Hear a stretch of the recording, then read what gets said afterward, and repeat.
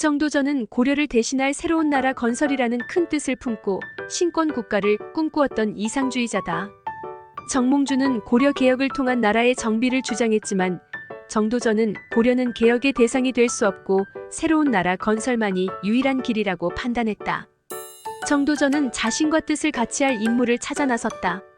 그런데 정도전은 자신이 왕이 되려 하지 않고 왜 왕이 될 인물을 찾아 나선 걸까?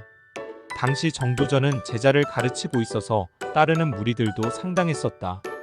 그럼에도 자신이 나서는 것보다 새로운 인물을 내세우는 것이 더 적합하다고 판단한 이유는 무엇이었을까? 첫째, 정도전은 자신의 처지를 잘 알고 있었다. 당시 정도전은 관직도 없었으며 유배까지 갔다 왔었다. 이 때문에 고려 정권에서 친분 있는 사람이 많지 않았다. 역성혁명을 하려면 정권 주변에 자신과 함께할 사람들이 많이 있어야 했는데 정도전의 힘은 미미했다. 둘째, 대중적 인지도가 없었다.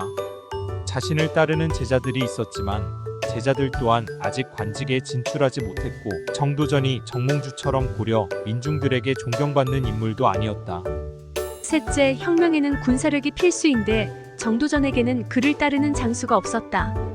한나라 유방에게는 한신, 번쾌 등 걸출한 장수가 있었지만 정도전은 혼자였다.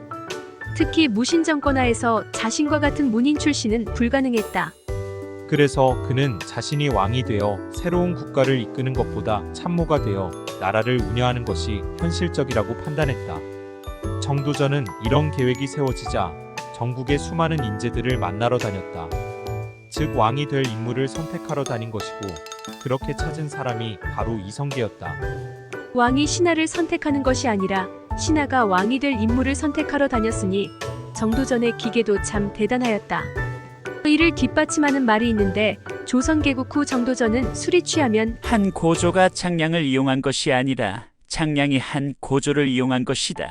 라고 말했다. 이 말은 조선을 세운 것은 자신이며 이성계의 힘을 빌렸을 뿐이라는 말이다.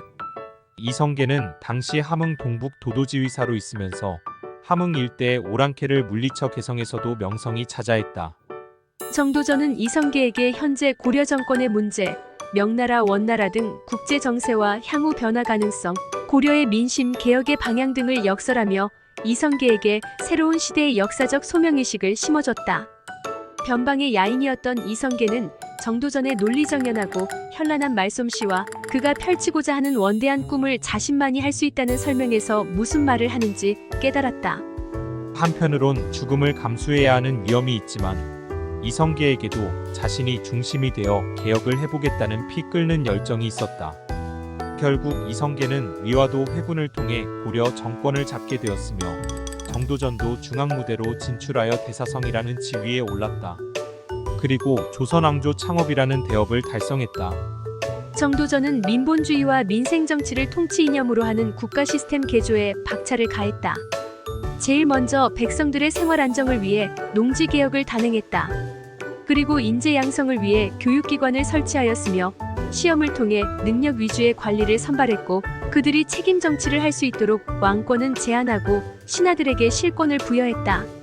또한 정책 과정부터 다양한 의견 수렴을 위해 언로를 개방하였으며 강관과 사원의 기능을 강화하여 관료들의 부정부패를 방지하였다.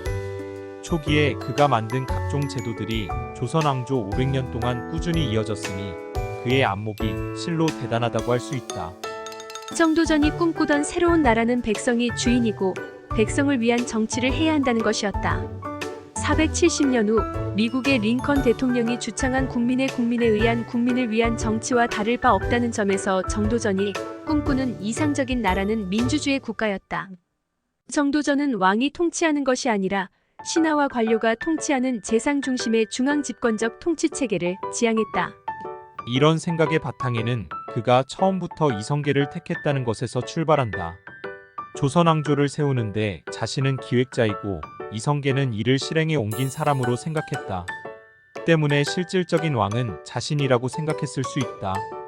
오늘날로 따지면 입헌군주제와 비슷할 것이다. 왕은 존재하지 통치하지 않는다는 그의 선진적 사고방식은 세자 책봉에서도 나타났다. 정도전은 이방원이 왕위를 계승하면 왕권을 강화하고 이로 인해 이방원과 끊임없이 대립할 것이라 판단했다.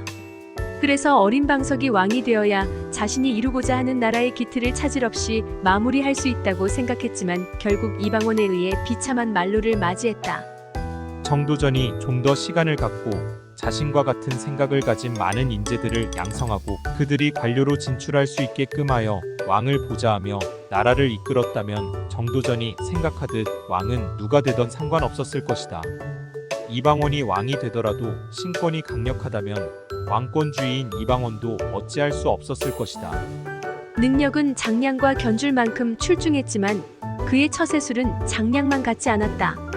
참모를 준비하는 사람들에게는 자신을 되돌아보는 사례로 삼아야 할 것 같다. 시청해주셔서 감사합니다. 구독과 좋아요는 다음 영상 제작에 큰 힘이 됩니다.